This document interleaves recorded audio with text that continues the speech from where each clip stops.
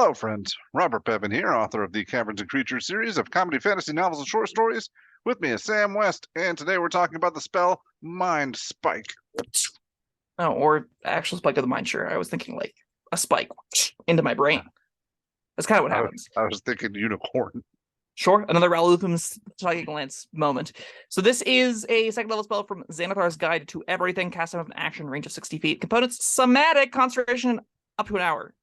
Wait a second. Because what it says is, you reach in the mind of a creature you can see within range. It makes a whiz save or takes 3d8 psychic damage on a failed save or have much success. So why does this take concentration for an hour?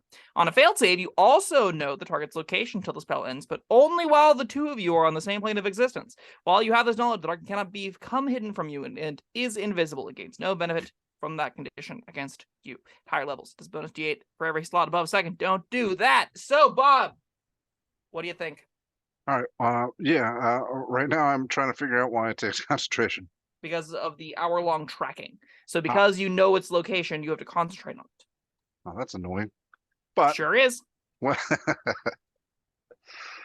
I like this one though. It's sure. Yeah. All right. Let's see. It's I definitely agree. Don't upcast it because what you want this for is not the damage; it's the tracking. In fact, I kind of wish it didn't have damage. I think this would be more fun just as like this is a tracking spell. I think this is a rare instance. I was laughing to make fun of you, but then realized you were right. I think that Thank you, Sam. I'm glad we had that dynamic. So like I think that this as a reconnaissance tool where you stick it on a lackey as they're running away and they take you back to the hideout would be interesting. If the lackey dies, this doesn't do anything for you, right? If you're casting this to get the 3d8 damage, which you often are, if you're taking a second level spell, this does 3d8 damage. This has no benefit. So you would want to use this against conceivably an invisible creature because then you can see it, but it doesn't benefit from being invisible to you. But then it doesn't help everyone else in the party. So you got a single round where you set this up and you still had to try and know where it was to make the save. And then because you have to see it. So you have to already be beating the invisibility for this to do anything. So that doesn't... How does that work then? How is this beating invisibility? I guess it's just not. I should just write that off. Wait, who mentioned it beating invisibility? While you have this knowledge, the target can't become hidden from you, and if it's invisible, it gains no benefit from that condition against you. Which means... Well, if it becomes invisible, then... Sure. Yeah. I think it is fairly unlikely that you would use this against a green hag as okay, now if you become invisible, I can see you, but no one else can anyway, so it's still really effective against everyone else, just not as effective against specifically me. Sure. I guess it's good at tracking the green hag if she flees. That's kind of the deal of it, is you're in a fight to the death with something that can turn invisible and you mind spike it and then it leaves, and it left because it was able to turn invisible and the party couldn't follow it, but you could still see it. I don't know. I think it's messy and convoluted and doesn't make a lot of sense. I think this spell doing damage makes me think this is a spell you use in combat. And if you use it out of combat, I don't love literally shooting the messenger, right? I don't love that. If I wanted to use this for the tracking tools, I'd have to kill something potentially. If you're dealing it on commoners or bandits or whatever, 24 damage might outright kill a thing. Yeah. And then this didn't do what you wanted it to, and you probably started a fight. So this then limits it to kind of being something you want to use in combat. And then it's just good in combat against a thing you expect will escape. And then you cast this instead of a spell that prevents it from escaping. So you want it to escape. And how often do you want it to escape? And if it doesn't escape, this is worse than Chromatic Orb. And I don't think Chromatic Orb is a very good first level spell. So what character's putting this on their sheet, Bob? Help me out. All right. I got a couple interesting possible uses. But first, I like that it's only got a somatic component. That's an interesting thing. Now we talked. Well, yeah, I wish it described the component though, because we talked about True Strike not long ago, and I was trying to come up with different uses for that, but the somatic component. He says you have to point at someone, and so you can't even use it you can't be too sneaky about it. If things are looking like trouble's about to brew, and it's bubbling to the top. And then you point at something. they know what's about to happen. Yeah, even if they don't know you're casting True Strike, right? No one makes a threatening pointing gesture without intending to follow up on it, right? So I'm trying to think of fun ways to use Mind Spike, and it's really dependent on what that somatic component is. If it's something like that, then I guess if they're not necessarily looking at you, then it doesn't matter if you're in a crowd or something. But if you like have to start flapping your arms like a chicken or something, then things get weird. So what else? So for spellcasting, somatic components only require a free hand. So hypothetically, it can be done with whatever gestures a single hand. You don't need to have a free arm. You don't need to have, no backpack on or anything. You're not going to be running around like a chicken like you suggested. You do just need a free hand. So hypothetically, this is disguisable. It also, I think, plays really well with DMs will often run sleight of hand checks. So like if you want to do a discrete somatic component, you just do a sleight of hand check. And then it's, how apparent was it? How well did you mask it into your body language that you were casting a spell with your hand and not just talking like an Italian? So like there is an element of gameplay to have to make this a little bit more interesting as doing it sneakily. Now, here's my problem. How is 3d8 psychic damage ever going to be sneaky? Well, they don't know who did it. But they're dead. Well, no. If you kill somebody with this, then yeah, it didn't work. or this is just a damage spell, and the interesting part you didn't get to use. Sure.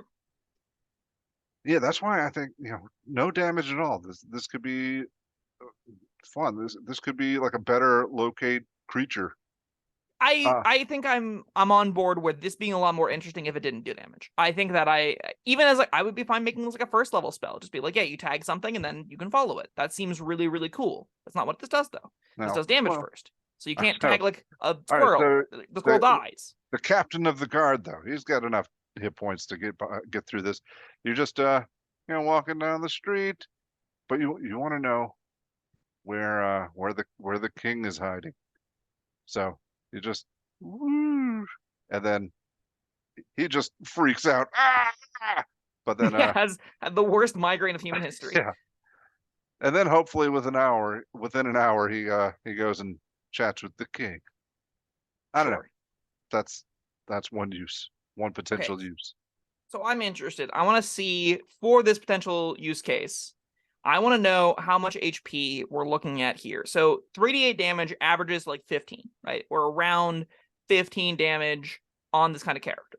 Scouts are a CR 1/2 monster and only have 16 HP. So it kills things of CR half or lower most of the time, right? A lot of the time it's going to hit something of CR 1/2 and kill it. So anything CR 1/2 or lower auto dies. I would say captains of the guard and stuff are going to be CR 1 at most. Usually they're going to be like low tier humanoids, like bandits are CR 1/8. We're looking at guards are CR 1/8. We're looking at, Aarakocra are CR 1/4. We got all right. Sam, what? But the point of what I was saying is, this is a higher level guy. You've discerned. I'm saying how regularly available are these high level guys that you would want to be mind spiking? That's my number one question when finding the viability of this is, do these things happen? Is this a real plan that we can enact? And I think maybe in the mid tiers? Sure. Yeah, I got more. Okay. I'm not even saying that idea is necessarily bad. I'm just giving us a frame of reference of what kinds of creatures this is viable against. And even sometimes the higher CR ones will still die if you high roll. So, use with caution. Definitely. All right. You one of your party is about to be taken prisoner. Do you see where I'm going? You're like, this is going to hurt a little bit. Yeah. They pass the save and you have to do it again. Oh God. All right. So yeah, then you know how to go counts. Find them and rescue them. Yep. And they'll be in bad shape. Yeah, because you mind spiked them as they were getting kidnapped. Hopefully you didn't outright kill them. Yeah. Again, mid tiers. Sure. Okay. We could keep finding cute little niche use cases for this. I think ultimately... This is what I do. I know. I think ultimately where Mind Spike lands is a bad version of Chromatic Orb that niche upside is not readily apparent and going to be very difficult to make real actionable plans with. I put this in the same territory I put Feign Death. Like, you kind of have to bend over backwards to create a plan around this ability, and this ability has like 12 different problems with it. Whereas, like, with Feign Death, you have to be unconscious and take a bunch of damage and potentially kill yourself. In the case of Mind Spike, you might kill the thing you're trying to make a scout for you, right? You might start a fight. You might have someone notice that you Mind Spiked them, and all of a sudden you're arrested for assault, which is reasonable in this instance, right? Like, there are, I would argue, maybe not as many, but many problems with that, trying to make Mind Spike do that part of a plan that make it less viable. Now, Feign Death only does that part of a plan. This also is at least 3d8 damage on a single target, so like that has some meaningful upside. It taking your concentration means it doesn't work on a lot of characters that want to be hasting and stuff, though, so like, where you actually find uses for this, you have to be not concentrating on things, you have to be wanting its rare situational utility, and you have to be fine with a single target 3d8 save or nothing. And like, I don't love any of that. I don't think any of it adds up to a spell I want to cast. All right, how does the damage scale out? It's second level spell. Chromatic Orb is a first level spell that does 3d8 damage. Okay. So this is a second level spell that does 3d8 damage. All right, so not great. No. You have to Not want ideal. the second part, and this is. Yeah, the damage is actually a detriment to like every use case I could think for this. If they bumped up to 48, it becomes a little bit more interesting. So at least it's a Chromatic Orb with the weird condition, but because it's worse than a bad spell, I don't want this. All right, one more. You don't go in that room. I'm gonna know if you do.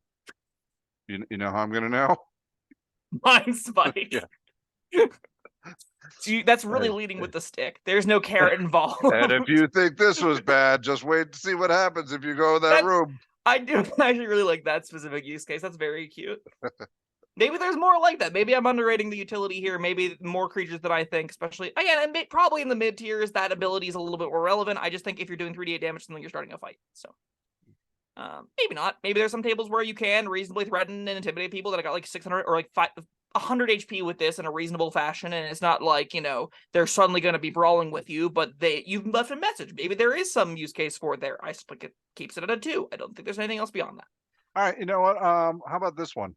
This one might make everything work out, but it depends on the table. If like Mind Spike is known, it's common knowledge. Like if you cast this and they know, oh man, I've just been Mind Spiked, or if you they recognize the somatic components, right, or something, yeah. Yeah, if you can if you're in a fight, bam, bam, there's spells flying everywhere. Somebody gets Mind Spiked, all they think is, ow, whatever that was, hurt like hell. But then, but you let that guy go. You, something happens. All right, I know he's been Mind Spiked, and I know he's a coward. I'm not going to finish him off. I'm going to fight this guy over here, and that very much feels like he'll escape. That feels like That's the intent. Like Empire Strikes Back, you know. Sure. This feels like the intended use for it. I don't think that intended use happens that often. I think of a fleeing creature, it escaping is still normally a net detriment to you. So like, if you're going on an adventure to a place, finding that location and finding, if you're finding enemies, it means you're going the right direction, generally speaking, right? Like, there's an old adage of just in video games, if you see bad guys spawning, you're going the right way because that's where the bigger bad guys are, right? That means you're doing the right thing, you're going the right direction. So if you're already in those encounters, you're going the right way, which makes, I think, a lot of times in play, you either know where you're going already or you are pretty sure you know where you're going. This could be a way to shore up that you like actually know where you're going, and it's attached to a 3d8 damage spell. That's not, like, I say that it's worse than Chromatic Orb, but that's still not the end of the world. I'm not super upset if I can do 15, 16 damage with a second level spell slot. It's like, sure, fine, whatever. But like, I don't think a lot of encounters are going to come down to that. I think a lot of encounters are going to be run, kill, or be killed against non-sentient creatures like oozes. They don't give a crap about their brains. Are you kidding me? They're going to ooze on you until they die. Demons don't give a crap. What location are you trying to get from an ooze? Maybe you were thinking, slink back to your sewers, take me to your ooze lord. With a demon, maybe you're like, hey, where's the demon spawning portal from? And it goes, I will feast on your brains, rah, and doesn't care if it's about to die. Yeah. Well, I mean, yeah. Against finding specifically the Goblin Bandit hideout, maybe you're probably killing the Goblin, but if you don't kill the Goblin, then sure. Try my best. I think that's probably the realistic use case for it at its best, where it's like designed to be played in. I just don't think that happens that often, making it quite bad. Yeah, so I think this could be improved by, if you want to use it for that, like just limit the damage severely, but if you want to use it out of combat for a utility, just take away the damage altogether, and maybe extend the duration. Sure. I mean, so I guess hold on. This is an irrelevant point of interest.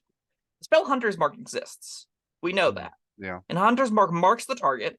And okay, so Hunter's Mark only gives you advantage on Wisdom survival checks to find it, so you still have to find it, but you get advantage on the checks to do it. So it's This I lets think you know straight up where it is. yeah, but Hunter's Mark is also a good spell because it does bonus damage on hit, and this is not. So I think I'm taking Hunter's This Mark does bonus over damage time, on hit. It's just damage you don't want to do. Yeah, exactly. What's your rating for it, Bob? I'm at a 2.